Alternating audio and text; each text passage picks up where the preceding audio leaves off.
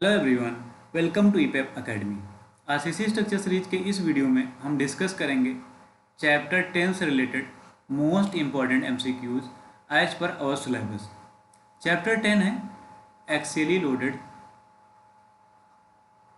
Loaded column means अक्षीय भारित स्तंभ।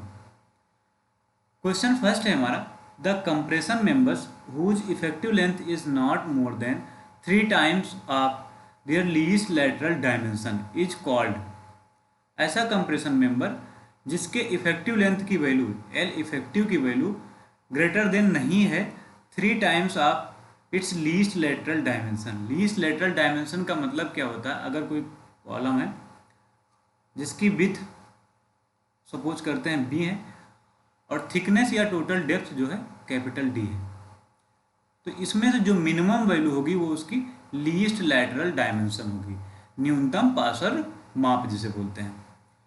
तो इस कंडीशन के लिए हमने जब चैप्टर 10 को डिस्कस किया था कॉन्सेप्ट वाइज, तो वहाँ पर हमने बताया था कि अगर इफेक्टिव लेंथ की value not greater then 3 times of least lateral dimension होते हैं तो ऐसे कंप्रेशन मेंबर को पेडेस्टल कहते हैं। ऑप्शन सी यहाँ पर करेक्ट होगा।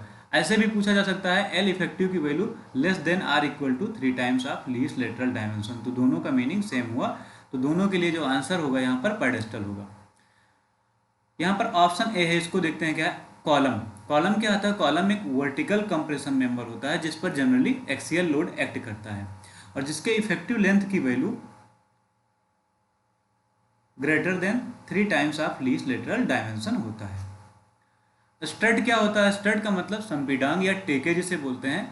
ये भी कंप्रेशन मेंबर होता है बट ये प्लेस किए जाते हैं हॉरिजॉन्टली या इंक्लाइंडली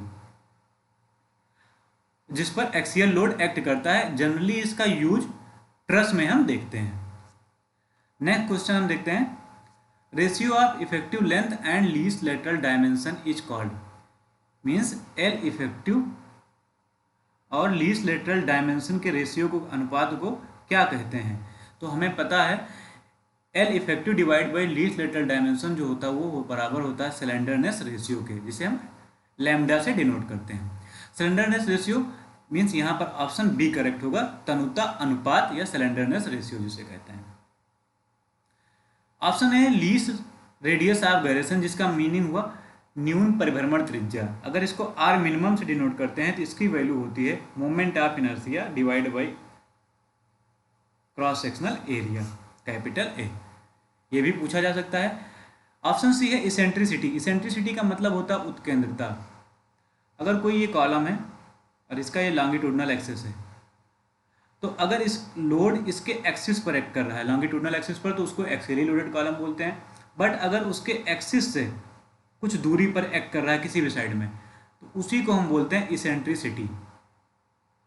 प्रैक्टिकली कोई भी कॉलम जो हम डिजाइन करते हैं तो मिनिमम इसेंट्रिसिटी के लिए ही डिजाइन करते हैं एज पर आईएस कोड। तो इसेंट्रिसिटी का मतलब आपको समझ में आ गया होगा सभी को। नेक्स्ट क्वेश्चन देखते हैं, an RC column means reinforced concrete column में बी ए शॉर्ट कॉलम। एक शॉर्ट कॉलम मीन्स लघु स्तंभ हो सकता है if the ratio of L effective means effective length L effective and least lateral dimension, जो इसका मीनिंग क्या हुआ? स्लेंडरनेस रेशियो, जिसे लैम्डा से हमने डिनोट किया, इसकी वैल्यू क्या होगी? तो शॉर्ट कॉलम होगा। तो हमें पता है अगर स्लेंडरनेस रेशियो या L effective divide by least lateral dimension की वैल्यू लेस देन 12 होता है तो उसको हम शॉर्ट कॉलम कहते हैं, याद रखना है हमें। और अगर greater than or equal to 12 होता है तो ये भी पूछा जा सकता है, तो उसको हम कहते हैं लॉन्ग कॉलम, दीर्घ स्तंभ। तो यहाँ शॉर्ट कॉलम के लिए ऑप्शन बी करेक्ट होगा, लेस देन 12। क्वेश्चन ऐसे भी पूछ सकता है L effective divide by least lateral dimension, जैसे यहाँ पर है। इसके साथ ऐसे भी पूछा जा सकता है कि स्लेंडरनेस रेशियो की वैल्यू लेस देन 12 होगा तो कौन सा कॉलम होगा, greater than or equal to 12 होगा तो कौन सा कॉलम होगा, तो हम बता देंगे। नेक्स्ट है a short column fails due to. एक लघु स्तंभ विफल होता है किसके कारण? तो हमें पता होना चाहिए, हमने डिस्कस भी किया है, जो शॉर्ट कॉलम होता है वो ड्यू टू क्रशिंग फेल होता है। उसमें क्रश होने के कारण वो फेल, अगर ये कोई कॉलम है तो उसमें जो है क्रशिंग होने की वजह से फेलियर्स ऑकर होता है। और जो बकलिंग है, option A buckling, long column जो है वो फेल होता है due to buckling. Long column ये भी पूछा जा सकता है, लॉन्ग कॉलम बकलिंग के कारण फेल होता है। बकलिंग का मतलब क्या होता है, लैटरल बेंडिंग एक टाइप से समझ सकते हैं, मतलब लेटरल साइड में लेटरली झुकना। मीन्स ऐसा कोई कॉलम है और इस पर ये लॉन्ग कॉलम अगर यहाँ बना लेते हैं, एक लॉन्ग कॉलम है, ये ड्रॉ किया हमने, और इस पर लोड लग रहा है, तो इस लोड के कारण इस लेटरली क्या हो रहा है, इसमें कुछ स्ट्रेइंग हो रहा है, मीन्स बकलिंग हो रहा है। तो ऐसे कॉलम को हम क्या बोलते हैं, लॉन्ग कॉलम। और लॉन्ग कॉलम में फेलियर क्या हो, किसके कारण होता है, बकलिंग के कारण होता है, और शॉर्ट कॉलम में क्रशिंग के कारण होता है। तो यहाँ पर ऑप्शन बी करेक्ट होगा। नेक्स्ट क्वेश्चन देखते हैं, the load bearing capacity of short column is dash dash long column of same cross section. Short column की load bearing capacity long column के कंपेयर में होती है अगर क्रॉस सेक्शन सेम होता है। तो जो शॉर्ट कॉलम होता है उसकी लोड बेयरिंग कैपेसिटी, कॉलम की लोड बेयरिंग कैपेसिटी ज़्यादा होता है कंपेयर टू लॉन्ग कॉलम के for the same cross section. इसीलिए जब हम लॉन्ग कॉलम का लोड कैरिंग कैपेसिटी का फार्मूला लिखते हैं तो उसमें एक रिडक्शन फैक्टर ऐड करते हैं लॉन्ग कॉलम के लिए। तो यहाँ पर ऑप्शन जो करेक्ट होगा कि लोड बेयरिंग कैपेसिटी जो शॉर्ट कॉलम का होता है सेम क्रॉस सेक्शन के लिए ज़्यादा होता है, means more than long column of same cross section, long column के कंपैरिजन में। तो यहाँ पर ऑप्शन बी करेक्ट होगा। नेक्स्ट क्वेश्चन देखते हैं, in a long column ratio of effective length to least radius of gyration is. Long column के case में L effective divide by least radius of variation, जिसको अब आर मिनिमम से अगर denote करें हम, तो लीस्ट रेडियस ऑफ वेरिएशन, इसका वैल्यू क्या होता है। तो हमें पता है, हमने चैप्टर डिस्कस किया था तो वहाँ पर भी बताया था कि अगर L effective divide by R minimum least radius of variation का रेशियो लेस देन 12 होता है तो उसको हम शॉर्ट कॉलम बोलते हैं, और ग्रेटर देन 12 होता है तो उसको लॉन्ग कॉलम बोलते हैं, लॉन्ग कॉलम। तो यहाँ पर ऑप्शन बी करेक्ट होगा लॉन्ग कॉलम के केस में, कि वैल्यू जो है रेशियो उन दोनों का ज़्यादा होगा 40। यहाँ पर इसको ध्यान देंगे 40 है, 12 होता, 12 स्लेंडरनेस रेशियो के केस में होता है, ये 40 है। नेक्स्ट क्वेश्चन है, those column in which loads do not act on longitudinal axis of the column section are called. वो कॉलम जिस पर लोड उसके लॉन्गिट्यूडनल एक्सिस पर एक्ट नहीं करता है तो ऐसे कॉलम को क्या बोलते हैं। तो अभी हमने डिस्कस भी किया, अगर ये कोई कॉलम है और इसका लॉन्गिट्यूडनल एक्सिस ये है, ये कॉलम है, तो अगर लोड इसके लॉन्गिट्यूडनल एक्सिस पर एक्ट करता है तो हमें ध्यान रखना इसको हम बोलेंगे एक्सियली लोडेड कॉलम। और अगर एक्सिस से कुछ दूरी पर एक्ट करता है, कुछ इसेंट्रिसिटी पर एक्ट करता है तो उसको हम बोलते हैं इसेंट्रिकली लोडेड कॉलम। तो यहाँ क्वेश्चन में गिवन है कि जो लोड है उसके लॉन्गिट्यूडनल एक्सिस या सेंट्रोइडल एक्सिस पर एक्ट नहीं कर रहा है, तो मीन्स ऐसे कॉलम को हम बोलेंगे इसेंट्रिकली लोडेड कॉलम या उत्केंद्रीय भारित स्तंभ।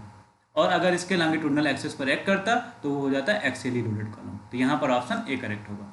नेक्स्ट क्वेश्चन देखते हैं, the length of column which takes part in buckling under the action of loads is called. Column की वो लेंथ जो उसके बकलिंग में पार्टिसिपेट करती है ड्यू टू लोड, लोड लगने पर, मीन्स जैसे ये कॉलम है और इस पर लोड लग रहा है,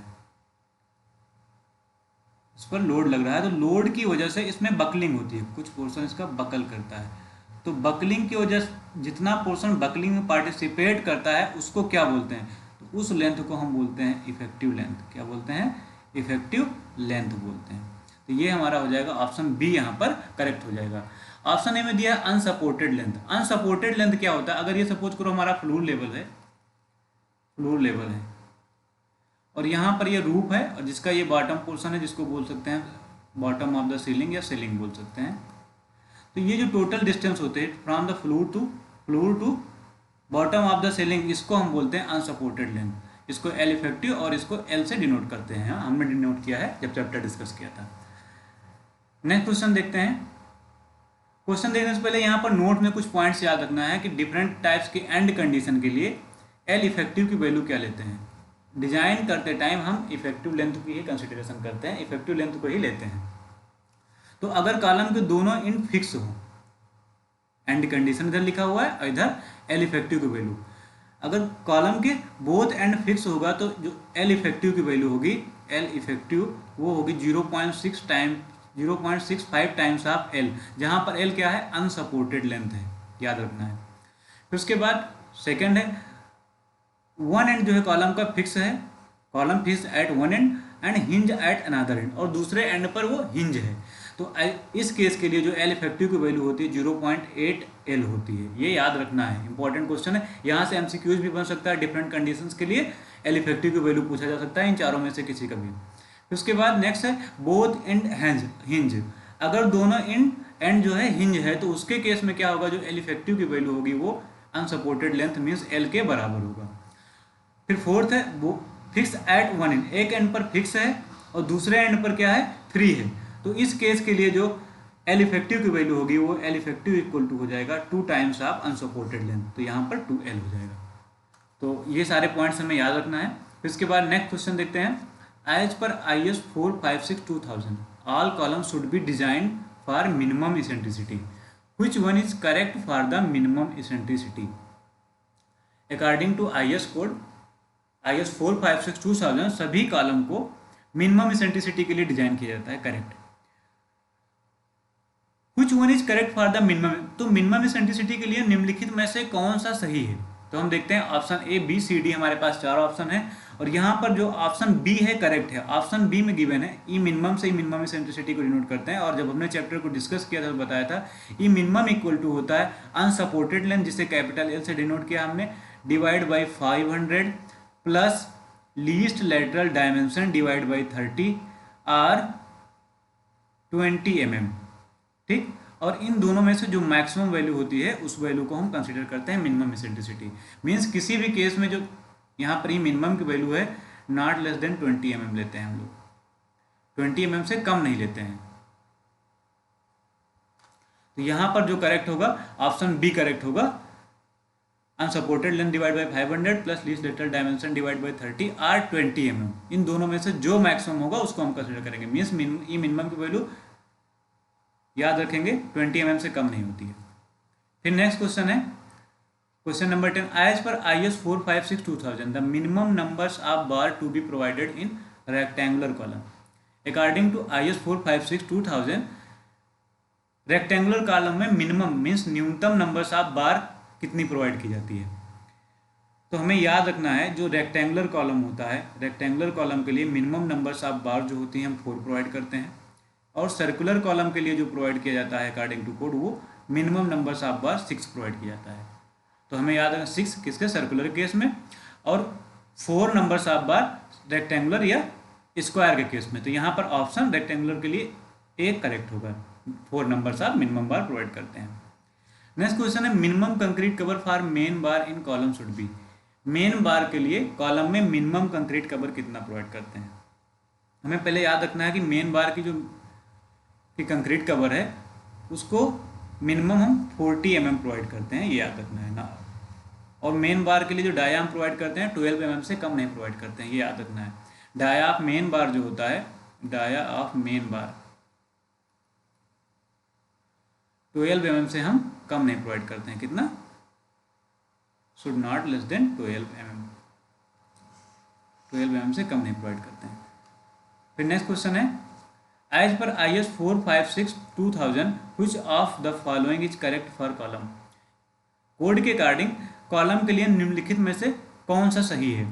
फर्स्ट है the area of main bar, means area of main bar की बात की जा रही है, shall not be less than 0.8% and not more than 6% of total cross sectional area of column. Total cross sectional area का मतलब क्या है, ग्रॉस एरिया की बात किया जा रहा है, ग्रॉस एरिया जिसे AG से डिनोट हमने किया है जब हमने चैप्टर को डिस्कस किया है।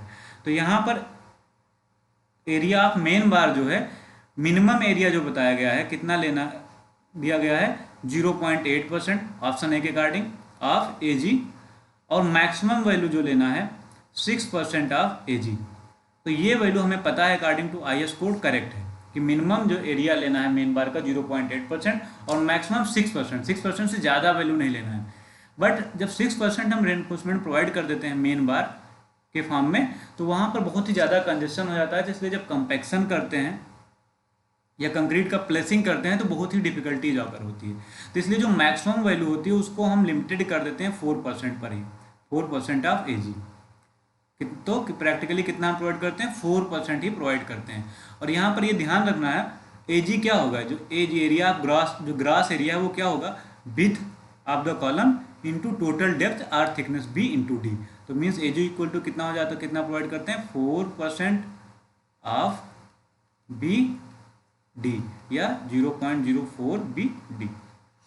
तो ऑप्शन ए हमारा करेक्ट है according to code. Minimum value 0.8% और मैक्सिमम 6%, इससे ज़्यादा हम नहीं प्रोवाइड करते हैं। फिर ऑप्शन बी देखते हैं, the diameter of main bar shall not be less than 12। अभी जैसे कि ऊपर भी डिस्कस किए कि जो मेन बार होता है उसका डायमीटर हम 12 mm से कम प्रोवाइड नहीं करते हैं।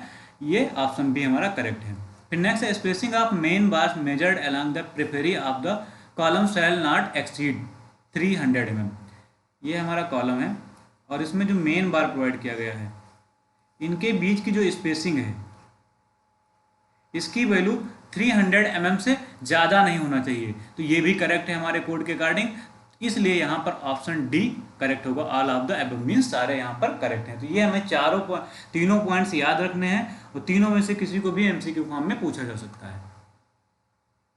फिर नेक्स्ट है, traverse reinforcement is provided in column for which of following reason.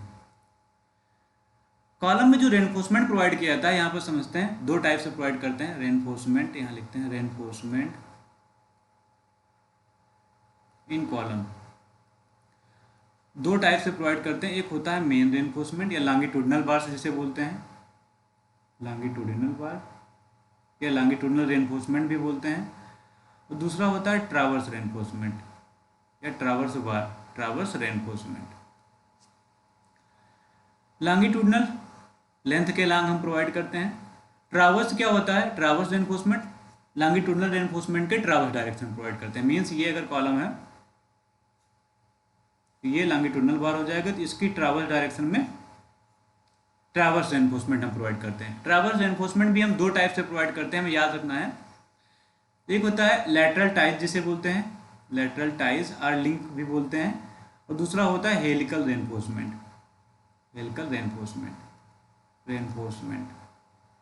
तो ये हो जाती है जो रिंग के फॉर्म में प्रोवाइड किया जाता है, लैटरल टाइज होती है। और अगर हेलिकल प्रोवाइड करते हैं मीन्स कुंडली नुमा या स्पाइरल जिसे बोलते हैं, तो इस शेप में अगर प्रोवाइड करते हैं टाइज को, तो इसको क्या बोलेंगे, हेलिकल रेनफोर्समेंट प्रोवाइड कहते हैं।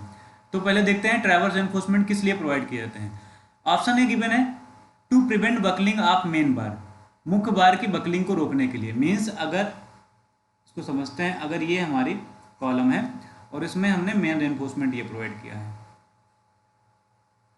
और इसको क्या किया, ट्रैवर्सली हमने क्या किया, ट्रैवर्स रेनफोर्समेंट प्रोवाइड कर दिया। यहाँ पर हम लेटरल टाइज प्रोवाइड कर दे रहे हैं। तो इसको प्रोवाइड करने से ऑप्शन है, to prevent buckling of main bar, main bar की बकलिंग से रोकेगा।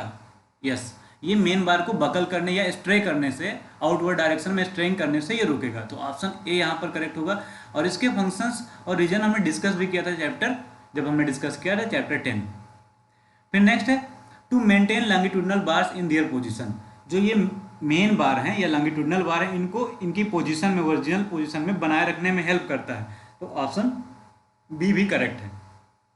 To confine concrete in the core, core में कंक्रीट को सीमित करने के लिए। जो इसमें कंक्रीट प्रोवाइड किया गया है, इस कंक्रीट को, यहाँ पर जो कंक्रीटिंग की हुई है, उस कंक्रीट को कोर में बनाए रखने के लिए, मीन्स कोर में सीमित करने के लिए हेल्प करता है। हाँ, क्योंकि ये जो लेटरल टाइज प्रोवाइड किए गए या ट्रैवर्स रेनफोर्समेंट प्रोवाइड किया गया है, ये कंक्रीट को बाहर स्ट्रे करने से रोकती हैं, तो इसलिए ये कन्फाइन कर देते हैं कोर में। तो इसलिए ऑप्शन सी भी यहाँ पर करेक्ट होगा।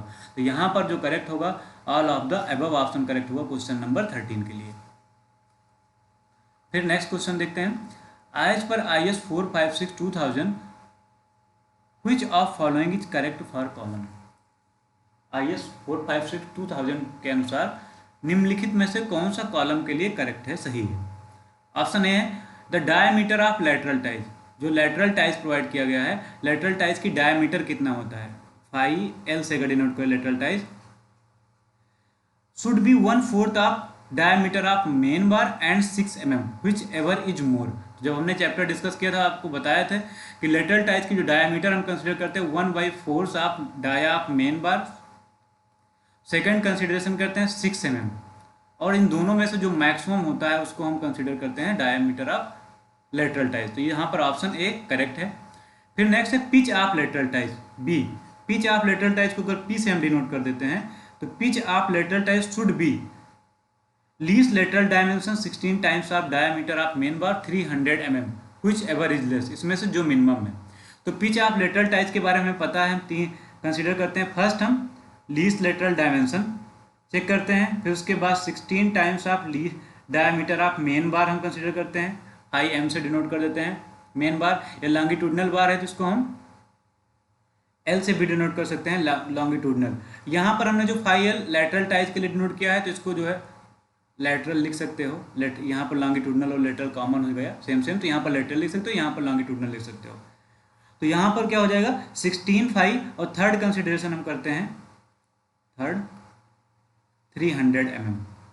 और इन तीनों में से जो मिनिमम वैल्यू होता है उसको हम pitch of lateral ties provide करते हैं, लेटरल टाइज की पिच के फॉर्म में प्रोवाइड करते हैं। पिच क्या होता है, अगर हम लेटरल टाइज की बात करें, ये कॉलम है, इसमें मेन बार्स ये हैं और ये लेटरल टाइज प्रोवाइड की गई सूटेबल इंटरवल पर। तो इनके बीच की जो ये वर्टिकल डिस्टेंस होती है इसी को बोलते हैं पिच या स्पेसिंग जिसे बोलते हैं, ठीक। स्पेसिंग ऑफ लेटरल टाइज या पिच ऑफ लेटरल टाइज। तो यहाँ पर दोनों ऑप्शन करेक्ट हैं और हमें दोनों को याद रखना है, किसी को भी ऑप्शन में पूछा जा सकता है, मीन्स एमसीक्यू फॉर्म में इसको अलग से पूछा जा सकता है, इसको अलग से पूछा जा सकता है, तो कुछ भी पूछा जा सकता है।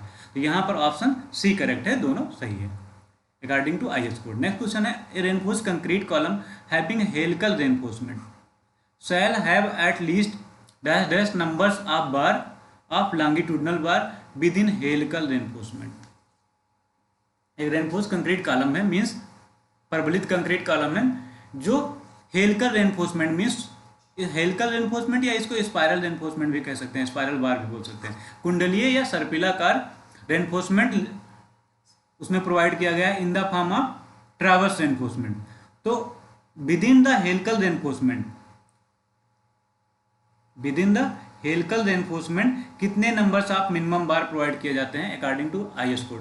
तो जब अगर कॉलम में हेलिकल रेनफोर्समेंट प्रोवाइड किए जाते हैं तो within the helical reinforcement जो minimum numbers of bar provide किए जाते हैं वो 6 प्रोवाइड किए जाते हैं, हमें याद रखना है। यहाँ पर क्या याद करने की मेन पॉइंट्स कौन कौन से याद रखने हैं, अगर रेक्टेंगल कॉलम है हमें 4 नंबर्स ऑफ बार प्रोवाइड करने हैं नॉर्मल कॉलम के लिए जिसमें लेटरल टाइज ही प्रोवाइड किया हो। तो सर्कुलर कॉलम है 6 नंबर्स ऑफ बार प्रोवाइड करना है। और अगर कॉलम में हेलिकल रेनफोर्समेंट प्रोवाइड किया गया तो विद इन हेलिकल रेनफोर्समेंट किसी भी शेप का कॉलम हो उसमें मिनिमम हमें 6 नंबर्स ऑफ बार प्रोवाइड ही करने हैं। कितने, 6 नंबर्स ऑफ बार। तो ये हमें याद रखना है।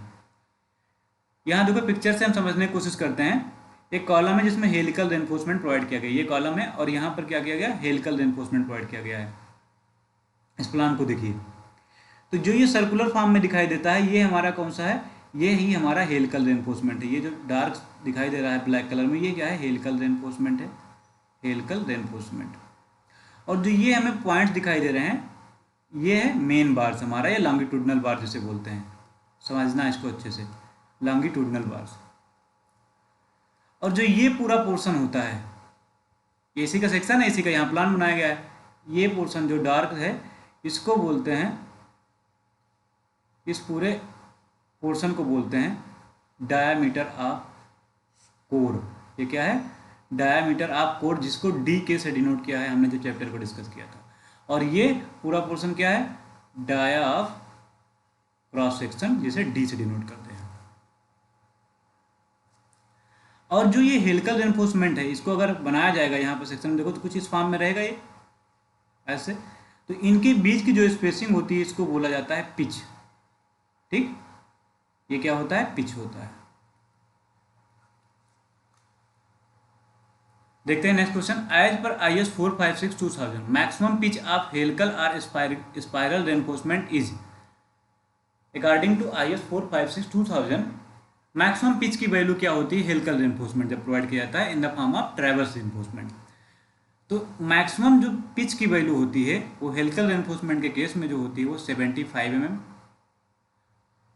Second, dia of core, dia of core divide by 6। और इन दोनों में से जो मिनिमम वैल्यू होती है उस वैल्यू को हम मैक्सिमम पिच की वैल्यू प्रोवाइड करते हैं। तो यहाँ पर ऑप्शन जो करेक्ट होगा हमारा ए बी दोनों में से जो मिनिमम वैल्यू होगी वो करेक्ट होगा, मीन्स ऑप्शन सी करेक्ट होगा, minimum of A and B. फिर नेक्स्ट है एज पर IS code IS 456-2000 minimum pitch of helical reinforcement और स्पाइरल रेनफोर्समेंट। मिनिमम पिच की बात की जाएगी तो मिनिमम पिच के लिए हमें पता है, जब हमने चैप्टर डिस्कस किया था तो बताया था कि इसके लिए हम 25 mm फर्स्ट कंसीडर और second 3 times of dia of spiral bar. तो 3 टाइम्स ऑफ बार का डाया स्पाइरल बार है या लेटरल स्पाइरल या हेलिकल रेनफोर्समेंट जिसे बोलते हो। तो इन दोनों में से जो मैक्सिमम वैल्यू होती है उस वैल्यू को हम कंसीडर करते हैं मिनिमम पिच। तो यहाँ पर ऑप्शन जो करेक्ट होगा इन दोनों में से minimum means option C correct होगा, maximum of A and B. Next question है एज पर IS 456-2000 if minimum eccentricity does not exceed 0.05 times of lateral dimension the column is design for.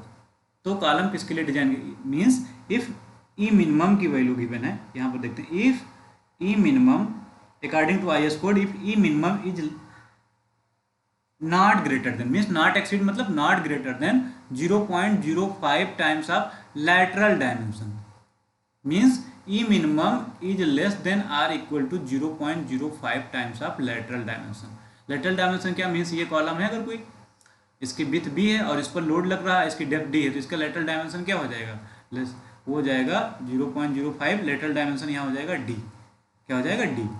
तो अगर ई मिनिमम की value less than or equal to 0.05 times of D होता है तो ऐसे case के लिए जो कॉलम की डिजाइनिंग की जाती है वो एक्सियल लोड के लिए की जाती है, हमें याद रखना है। तो ऑप्शन ए यहाँ पर करेक्ट होगा।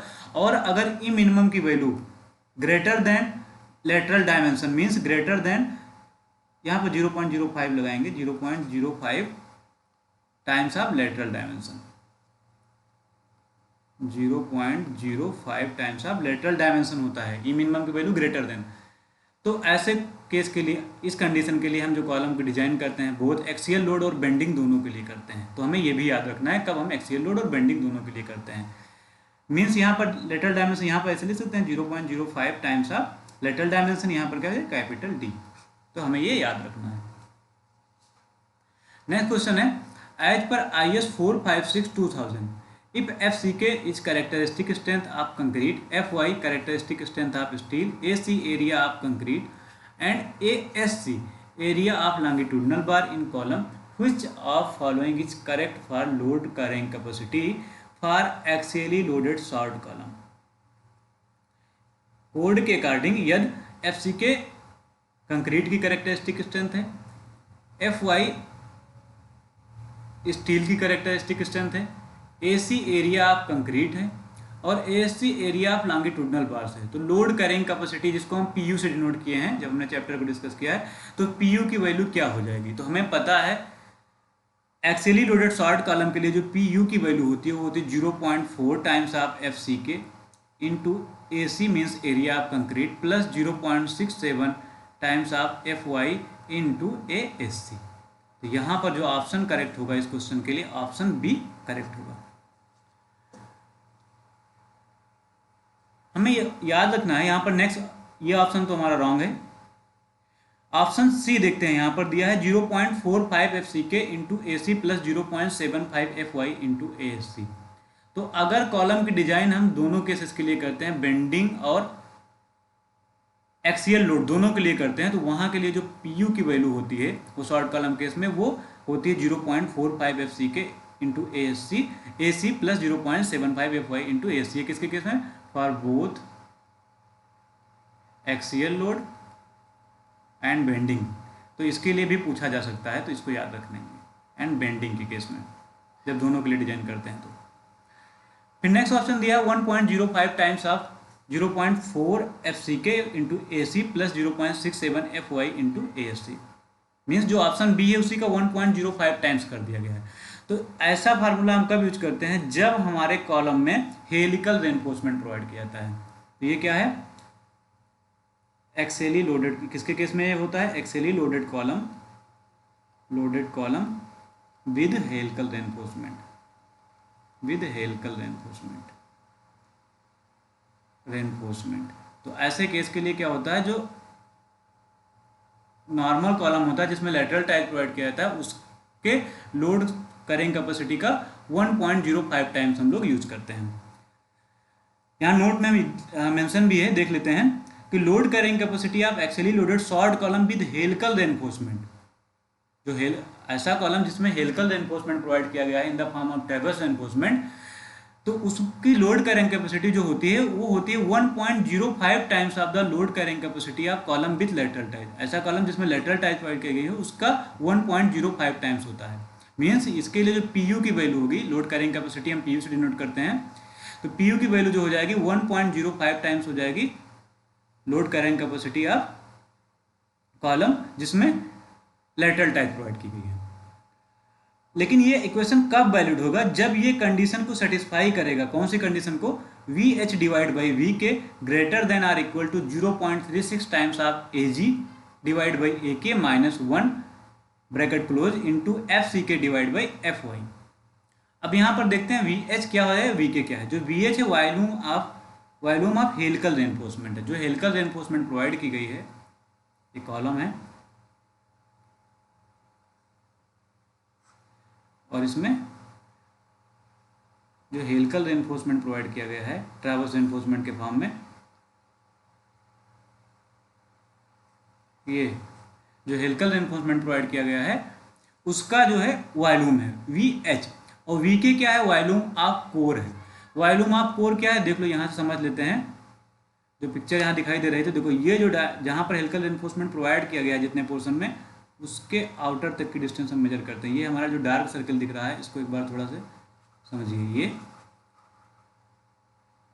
ये पोर्शन है, ये इसका ये जो डायमीटर है इसको बोलते हैं डायमीटर ऑफ कोर, डी के से डिनोट करते हैं हम लोग, तो हमें याद रखना है।